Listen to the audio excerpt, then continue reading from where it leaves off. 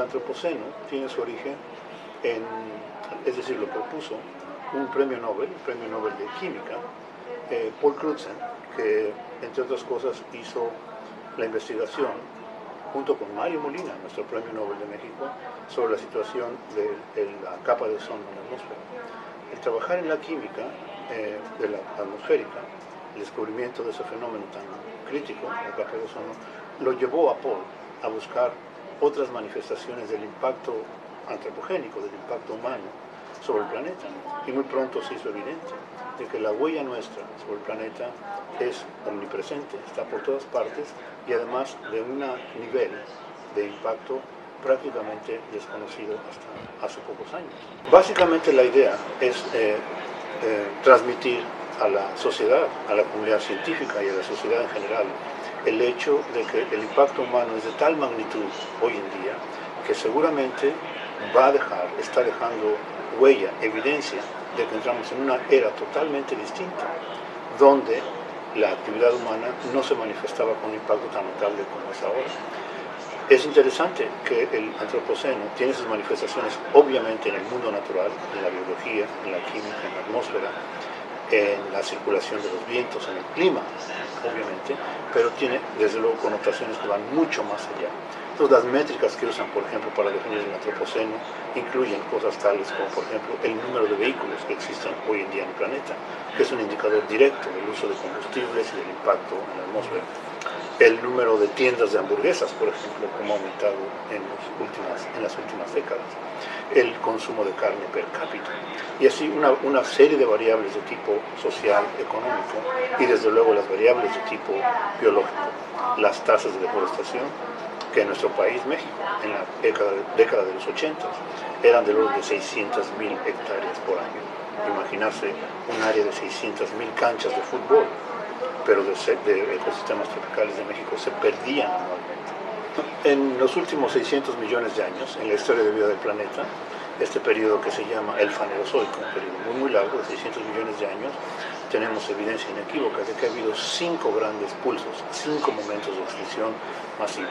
Es decir, fenómenos en los cuales una gran proporción, por lo menos 50% de las especies de las que podemos tener evidencia fósil, han pasado a la extinción. El más reciente de ellos es el más sexy, el más famoso, es el de la extinción de los dinosaurios, hace unos 70 millones de años atrás. Probablemente el argumento es que por un meteoro que golpeó precisamente en la península de Yucatán, en el pueblo de Chicxulub, saliendo de la costa del norte de Yucatán, pero no es el único. Popularmente en las últimas décadas hemos podido ya documentar la extinción de especies, diríamos las extinciones del antropoceno, en este periodo donde nuestro impacto sobre el planeta es muy marcado. Esas extinciones en principio parecerían relativamente triviales desde el punto de vista numérico.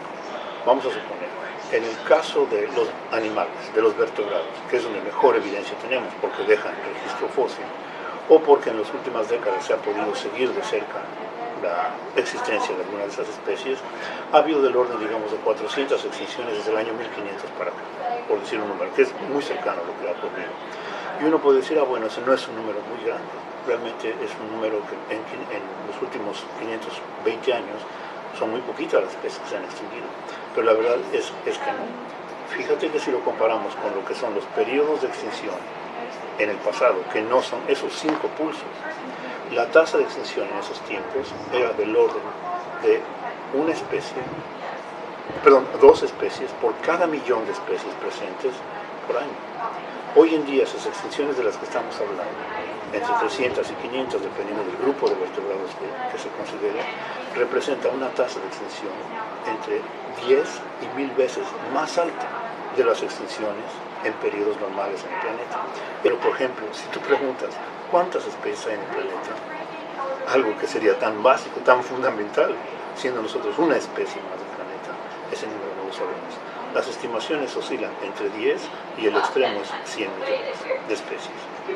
Desde luego es evidente que muchas de ellas no las conocemos en cuanto a su ecología, su fisiología, su química y posiblemente los beneficios que pudieran tener para la sociedad entera. Es decir, tenemos una gran ignorancia en cuanto al número de especies.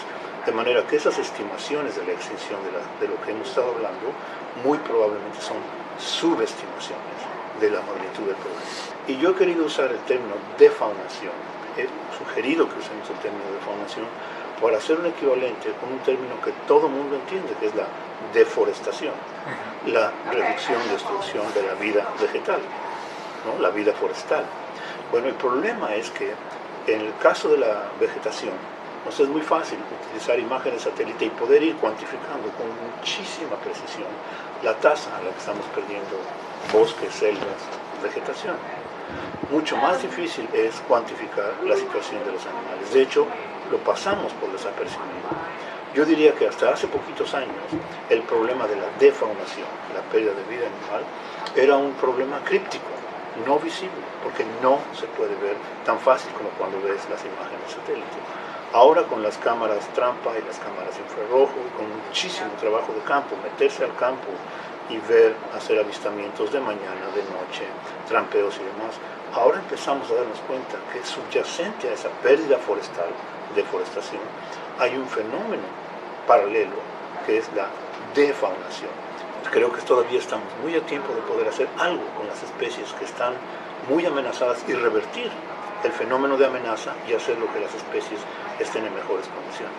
Y un poquito por la discusión que ya hemos tenido, las avenidas se hacen como evidentes. Uno, si pudiésemos como sociedad entera enfocarnos a una campaña de cero sobreexplotación, a partir de ahora, ese sería un factor que revertiría el proceso de amenaza de las especies.